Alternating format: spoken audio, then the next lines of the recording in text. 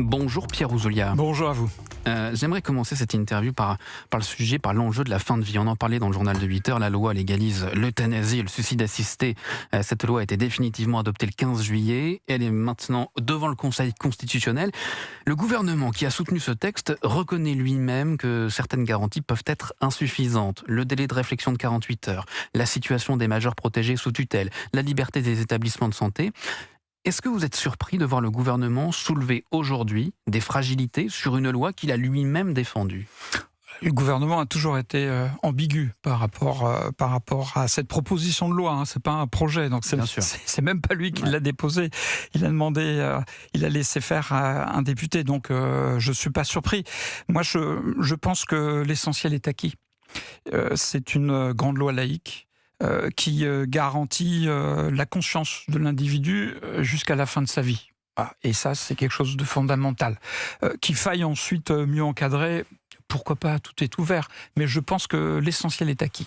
Vous êtes favorable à ce texte depuis le début. Ceux qui attaquent ce texte démontrent qu'il y a certaines failles, que tout n'est pas cadré totalement. Vous, c'est pas du tout votre sentiment. Aujourd'hui, vous avez le sentiment qu'il n'y a pas de failles derrière ce texte ?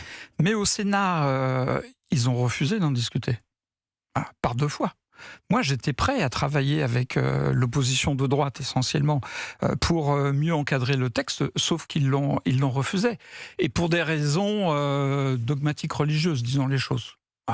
Il y a eu une opposition constituée qui refusait par principe l'idée même du suicide. Parce que derrière, il y a le tabou religieux. Et les choses auraient pu être dites comme ça aurait été plus simple pour tout le monde. Mais l'un des points soulevés par Sébastien Lecornu aujourd'hui, c'est par exemple la question de ce délai de 48 heures. Après l'accord du médecin, un patient peut confirmer sa demande 2 jours plus tard.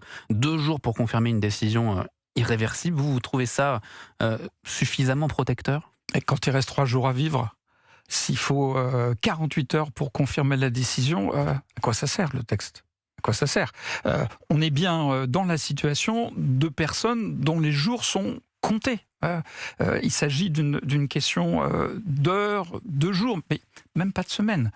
Donc il ne faut pas vider de tout son sens tout le dispositif. Fondamentalement, c'est: est-ce que je peux décider, moi seul, de ma fin de vie ? Et le Parlement a répondu oui, c'est l'essentiel. Pierre Ouzoulias, je rappelle que vous êtes sénateur communiste. J'aimerais vous montrer maintenant une image, c'est la une de Paris Match ce matin. Emmanuel Macron, lunettes noires, gilet de sauvetage, sur un jet ski au large de Brégançon. Le titre: Dernier été aux commandes. Qu'est-ce qu'elle vous inspire, cette photo, ce matin, Pierre Ouzoulias ?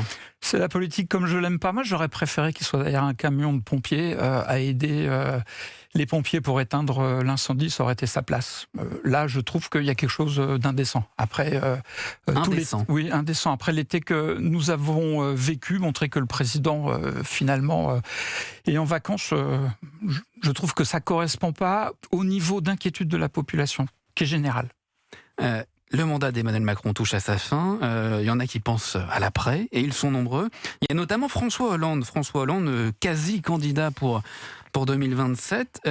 Comment vous percevez cette quasi-candidature ? Est-ce que c'est une chance pour la gauche dont vous faites partie, ou est-ce que c'est la preuve que justement cette gauche peine sérieusement à se renouveler ?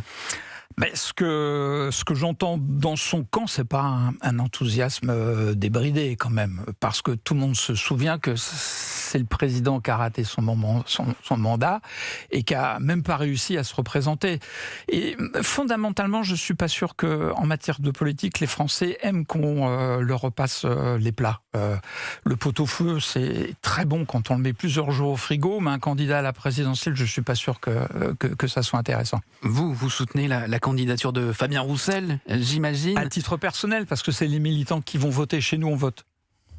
Fabien Roussel, vous souhaitez qu'il aille jusqu'au bout, qu'il maintienne sa candidature coûte que coûte, même si certains, comme Jean-Luc Mélenchon ou d'autres encore, appellent à une union de la gauche? Oui, parce que nous avons des idées qui nous sont propres, alors qui sont ancrées dans notre histoire et que nous ne retrouverons pas défendues ni à la France Insoumise ni au PS. Donc il faut que ces idées, les idées communistes anciennes, soient représentées à l'élection présidentielle. Et si c'est Fabien Roussel, c'est une très bonne chose. Mais encore une fois, je le dis à titre personnel, parce que nous votons. Nous appliquons déjà la démocratie en interne.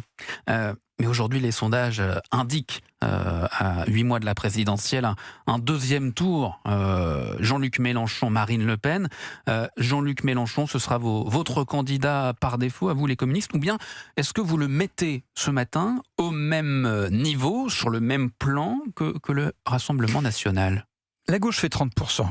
Donc si M. Jean-Luc Mélenchon arrive à rassembler toutes les voix de gauche au premier tour, il fait 30%. Il lui en manque 20 pour pouvoir remporter l'élection présidentielle. C'est à lui de nous dire comment il va œuvrer pour ce rassemblement. Aujourd'hui, il n'y en a pas. Jean-Luc Mélenchon nous dit il y a un candidat, c'est moi, il y a un programme, c'est moi, je vais gagner seul et gouverner seul.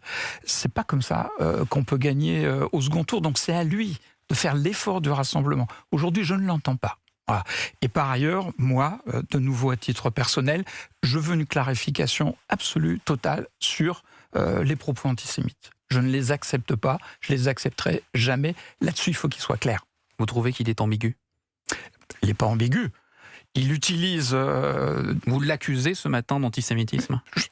Il utilise des arguments qui sont antisémites, de façon très nette, pour un argumentaire politique. Quand vous parlez comme Mélenchon du peuple juif, peuple déicide, vous renvoyez au poncif antisémite qui dure depuis 2000 ans. Et Jean-Luc Mélenchon est quelqu'un de très cultivé, il sait très bien pourquoi il utilise cette expression. Pour moi, c'est insupportable, on ne peut pas. Donc vous ne pourrez jamais vous ranger derrière Jean-Luc Mélenchon. Mais il faut qu'il clarifie sa situation. Il peut s'amender. C'est quelqu'un qui a une culture chrétienne. Il peut faire amende honorable et dire que sur ces points-là, il est allé trop loin. Voilà. Et après, on verra. Pierre Ouzoulias, avant la présidentielle, il y aura les élections sénatoriales fin septembre. Alors, le Rassemblement national espère tripler ou quadrupler son nombre d'élus. Mais il n'y a pas que le RN, il y a aussi la France insoumise qui espère entrer pour la première fois au Sénat. Vous, communistes, vous redoutez l'entrée de ces insoumis qui sont justement ambigus à vos yeux sur la question de l'antisémitisme? Vous redoutez leur entrée au Palais du Luxembourg? Vous utilisez un pluriel. Pour l'instant, de ce que je sais, il y aurait peut-être la possibilité de l'élection d'un sénateur France Insoumise dans le Rhône. Donc c'est quand même plus modeste. En revanche, l'arrivée du RN, oui, là elle risque d'être massive et c'est une forte inquiétude. Parce que dans l'histoire du Sénat, il n'y a jamais eu de groupe extrémiste représenté. Donc là c'est une vraie inquiétude. Sur la France Insoumise, on verra au final si dans le Rhône ils réussissent à faire élire un sénateur. Pierre Ouzoulias, pour conclure cet entretien, les sapeurs-pompiers se mobilisent aujourd'hui, sont en grève. Je sais que vous êtes historien, archéologue, vous avez notamment travaillé sur l'histoire des grands massifs forestiers. C'est un sujet qui vous tient à cœur. Les sapeurs-pompiers, vous les soutenez ce matin dans leur démarche de faire grève? Totalement, et je pense notamment aux bénévoles. Qui enchaînent la double journée. Les volontaires. Une journée dans leur boîte et après toute la nuit sur le terrain. Vous imaginez ce qu'ils ont vécu? Ce qu'ont été leurs vacances? Pour eux, il n'y a pas eu de jet ski. Ils étaient au charbon, comme on dit, tout l'été. Donc je pense à eux. Il faut vraiment aujourd'hui leur trouver un statut particulier pour les volontaires et qu'ils puissent être indemnisés normalement. Ils ne le sont même pas.